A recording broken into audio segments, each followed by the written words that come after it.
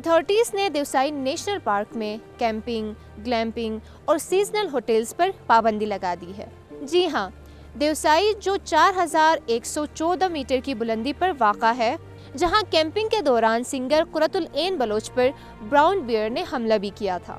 یہ فیصلہ صرف ٹورزم کو کنٹرول کرنے کے لیے نہیں، بلکہ دیوسائی کے انوائرمنٹ اور وائلڈ لائف کو لانگ ٹرم کے طور پر پروٹیکٹ کرنے کے لیے لیا گیا ہے۔ اس سے پہلے دیوسائی کے مقامات پر سیزنل کیمپس اور ٹینٹ ہوٹلز قائم تھے، جن میں بڑا پانی، کالا پانی اور سوسر لیک جیسے مقامات شامل تھے۔ سمر سیزن کے دوران یہاں پر لارج سکیل پر کیمپنگ ہوتی تھی، جہاں جنریٹر کا استعمال، کوکنگ ویسٹ اور پلاسٹک جیسے مسائل دھیرے دھیرے بڑھ رہے تھے۔ آفیشلز کے مطابق یہ ان ریگولیٹڈ ٹورزم دیوسائی کے گراس لینڈز کو نقصان پہنچا رہا تھا اور وائلڈ لائف کی نیچرل ہیبیٹیٹ اور انوائرمنٹ ڈسٹرب ہو رہی تھی۔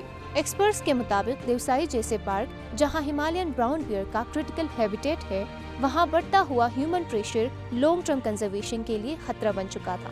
اس کانٹیکس میں یہ سوال اٹھتا ہے کہ دنیا کے دوسرے نیشنل پارکس میں اس طرح کے چیلنجز کو کس طرح ہینڈل کرتے ہیں۔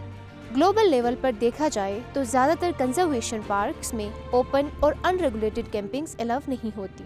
مثال کے طور پر امریکہ کے یلو اسٹون نیشنل پارک میں کیمپنگ صرف ڈیزگنیٹڈ اور کیمپ سائٹس پر پرمٹس کے ساتھ ہی الاؤ ہوتی ہے۔ یورپ کے اکثر نیشنل پارکس میں وائلڈ کیمپنگ پر مکمل پابندی ہوتی ہے۔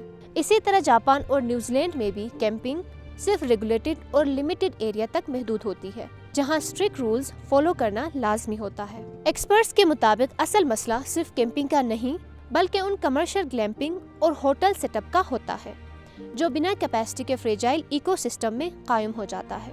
ایفیکٹو کنزرویشن ماڈلز وہی ہوتے ہیں جہاں limited access, fix camp sites, waste management system, generators پر پابندی اور لیو نو ٹریس جیسے پالیسیز سختی سے امپلیمنٹ کی جاتی ہیں۔ دیوسائی نیشنل پارک میں کیمپنگ اور گلیمپنگ پر پابندی کو اسی تناظر کے ساتھ دیکھا جا رہا ہے۔